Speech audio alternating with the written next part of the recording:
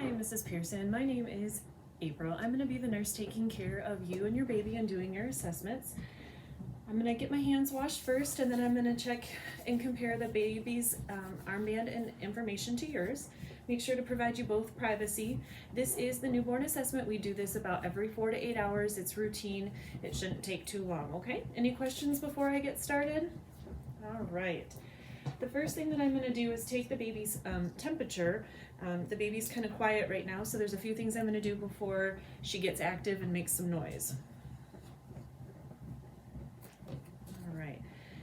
We would be taking an axillary temperature. That temperature, I would be putting a probe cover on if I had one, and I'm going to check the baby's temperature.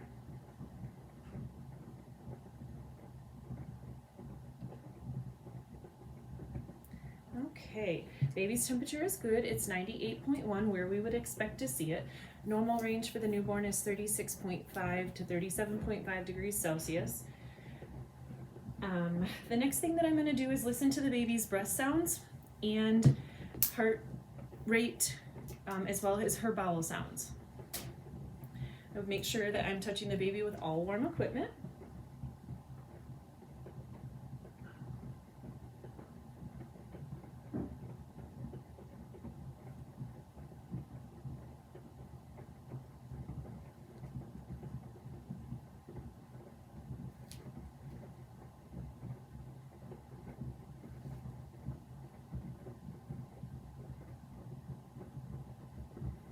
Okay, I'm going to listen to the bowel sounds.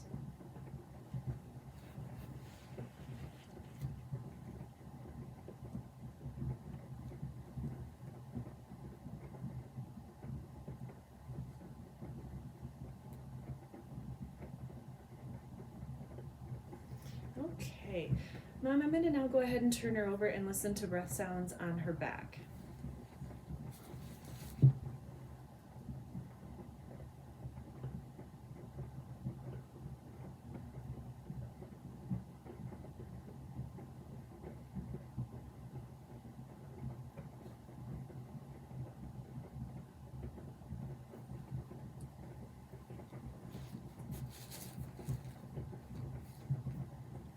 Okay, everything sounds good. Heart rate is good, respirations are good, present bowel sounds in all 4 quadrants, which is good. That's what we want to hear. No retractions in the chest. The baby's not having any difficulty. Expansion is good, no nostril flaring, and she's got a nice little round tummy. So that's good. That's what we would expect to see. Normal respiration rate for an infant would be 30 to 60, heart rate 110 to 160. So, Mom, now that the baby is kind of awake and moving, I'm going to do some other things. The first thing that I'm going to do is I'm going to check her head. I'm going to look at her sutures and her fontanelle in her head. Go ahead and take a look. Well, I noticed first thing that this is a nice bald baby. That's good. Both my kids were bald. The suture lines all look good. Nothing is overriding, which is what we would expect. I'm now going to check the fontanelle, the anterior and posterior fontanelle, which is good. They're both soft and flat.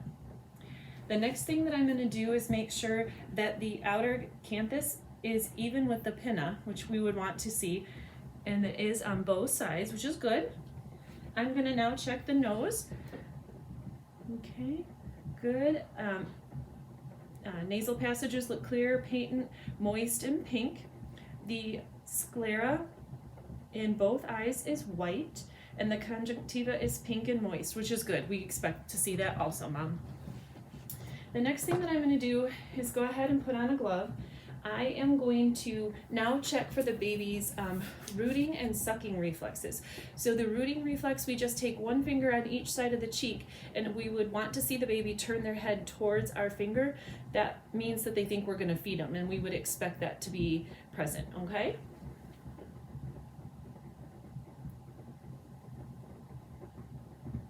Okay, good. She turns both sides. I'm going to check her sucking reflex now. Okay, everything's good there. She has a good sucking reflex. Go ahead and wash my hands.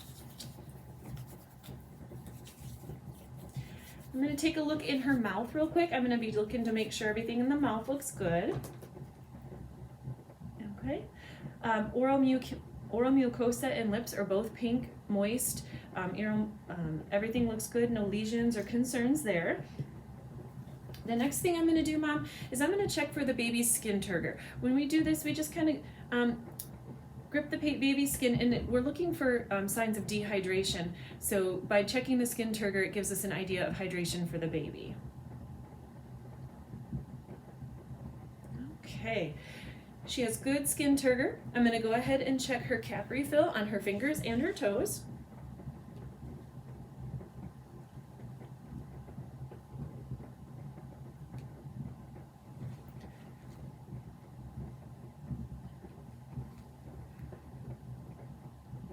Right, cap refill is brisk. The nail beds are all pink. They look good. No signs of clubbing or anything, which is all good and normal. Now I'm going to go ahead and check for brachial pulses for the baby.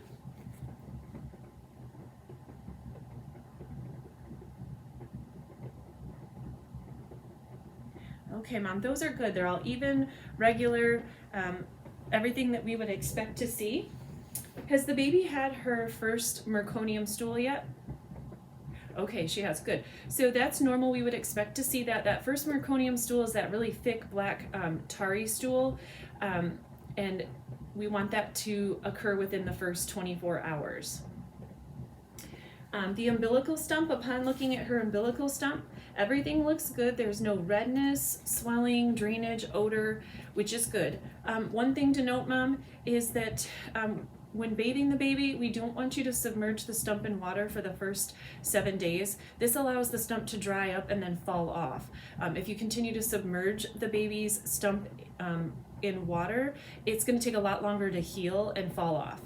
If you see any signs of redness, swelling, odor, or drainage coming from the stump, you do need to notify the baby's healthcare provider.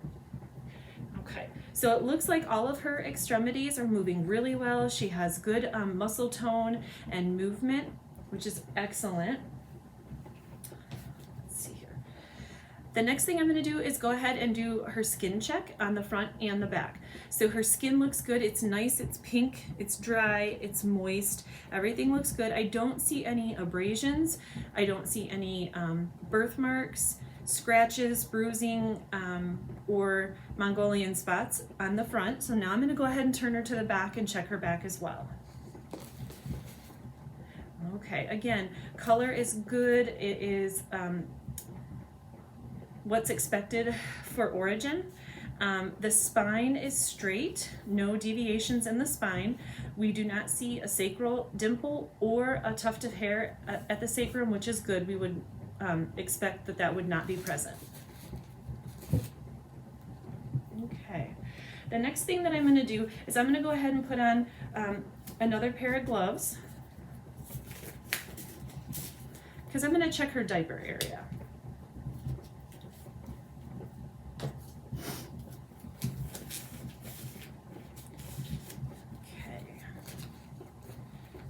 First thing I'm going to do, Mom, is I'm going to check her femoral pulses.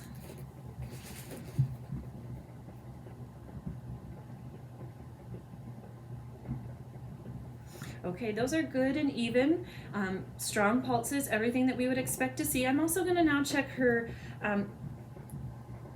pedal pulses as well.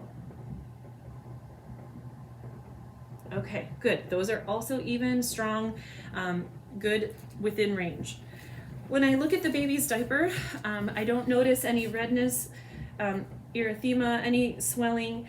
The labia majora is larger than the labia minora, all of which we would expect to see with the baby. If the baby had a circumcision at this time, you would instruct the parents about the care of the circumcision, making sure that there's like no drainage or odor, any signs of infection, how to keep a little bit of the ointment to keep the diaper from sticking.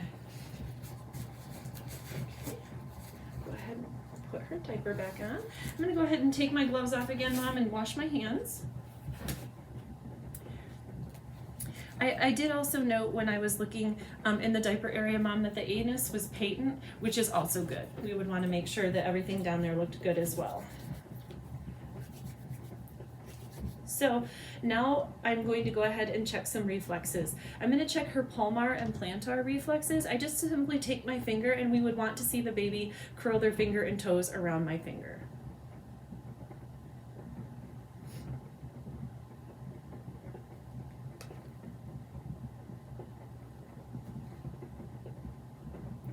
Okay, that's excellent.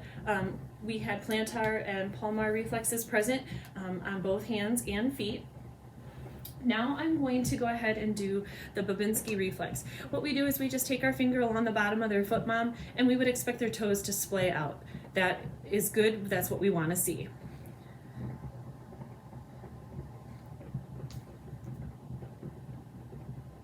Okay, perfect. Both of the sets of the toes splayed out, which is completely normal. And now I'm going to check for the Moro reflex. What I'm going to do, Mom, is I'm just going to hold her hands up and let them go. This is going to startle her, and we would expect that that is normal. So her arms are going to go out, and then she's going to bring them back in close to her. This may startle her, so she might cry and make some noise, but it's all normal. We'll go ahead and lift up her arms like this and let them fall. Okay, good, good. Great reflex. She is now crying, and that's good. We hear a good, lusty, strong cry, which is what we want to hear from the baby. As far as feedings, are you breastfeeding? Okay, good. So breastfed babies, we want to see them eat every 2 to 3 hours. That's normal. We're going to do some education now. Is this a good time? Okay. So the next thing that I'm going to do is I'm going to go ahead and put on another pair of gloves, and we're going to teach using the bulb syringe or suctioning of the baby, okay? When we suction the baby, we do this starting in the mouth first. We always do that because if we get the baby upset and they start to cry, and when we're doing the nose, they can then swallow those secretions down into their lungs. So you want to start with the mouth first and then go to the nose, okay? All you need for this, Mom, is a bulb syringe and then a paper towel right here to put the secretions on. So I'm going to go ahead and pick up the baby. So what you want to do first is decompress your bulb syringe, so that's just simply pushing in on it, okay?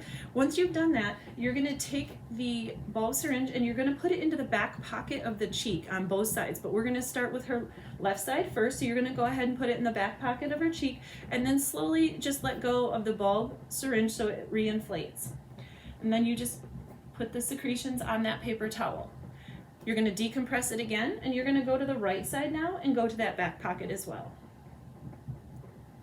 Again, just putting the secretions on the paper towel. Now, Mom, we're going to do her nose. Both nostrils will be done. You do not have to go in far. So decompress that syringe again. Excellent. She's doing so good.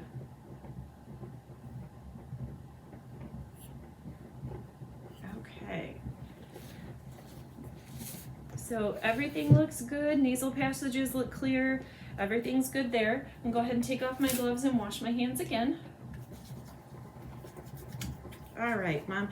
So the other thing that we want to make sure that you're aware of is that the baby should, if the baby develops a fever of 100.4 or higher, that's signs of infection, and we would need you to follow up with the pediatrician.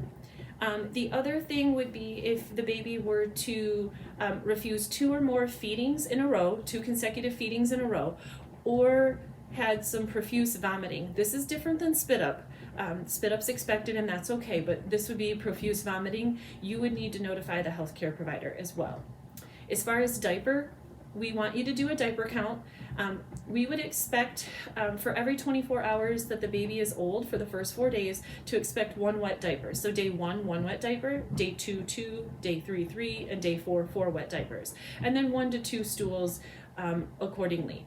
As the stools progress, there's going to be like this transition phase where it goes from that dark tarry stool that you saw earlier to like a greenish kind of still kind of sticky stool, and then it goes to a yellow seedy stool for breastfed babies, and that is all completely normal. So you can expect to see those changes.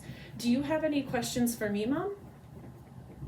No? Okay, well, I'm going to get her all tucked back in and wrap her up, and then I'm going to go ahead and document this assessment.